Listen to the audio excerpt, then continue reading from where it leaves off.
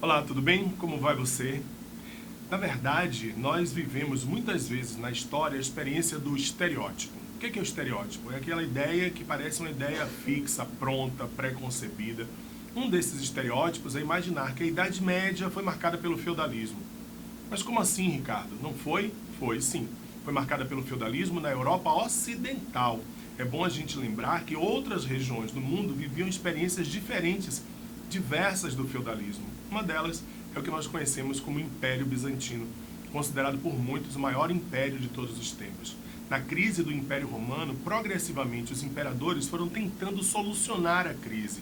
Foi criada assim a Tetrarquia, uma tentativa de dividir o Império Romano em 4 sedes. Criou-se uma outra sede, a cidade de Constantinopla, por Constantino, mas finalmente o imperador Teodósio resolve, no final do século IV, dividir o Império Romano em dois. Império Romano do Ocidente, capital em Roma, Império Romano do Oriente, capital em Constantinopla, antiga Bizâncio dos gregos, ou antiga colônia grega da Ásia Menor.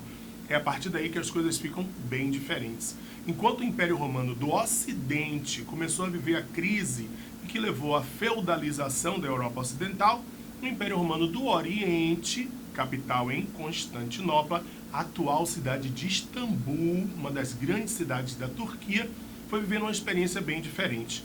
Enquanto do lado de cá, do Ocidente, se desenvolveu o feudalismo, do lado de lá, no Oriente, no Império Romano do Oriente, houve um desenvolvimento. Eles conseguiram rechaçar as invasões bárbaras, conseguiram desenvolver uma atividade muito rica do ponto de vista comercial, e assim se criou um longevo, um grande império e ao mesmo tempo bastante desenvolvido. Algumas coisas são preciso que a gente lembre. Primeiro, quais são as origens do Império Bizantino, o Império Romano do Oriente? Quais são as influências? A influência cultural oriental, a influência grega, muito importante, e a influência institucional romana, principalmente no campo jurídico. Os códigos jurídicos romanos foram preservados dentro do Império Bizantino, principalmente por um grande imperador, um homem chamado Justiniano. Esse é o cara. Foi ele o responsável por reorganizar o direito romano. É bom a gente também lembrar algumas características importantes do Império Bizantino. Primeiro, é que se manteve uma forte centralização do poder político, relacionado também com o poder religioso. Enquanto na Europa Ocidental a Igreja Católica passou a estabelecer um poder maior, enquanto se esvanecia o poder dos imperadores e dos reis, no Império Romano do Oriente, o imperador continuou forte. É o que a gente chama de cesaropapismo. Guarda essa palavra, cesaropapismo.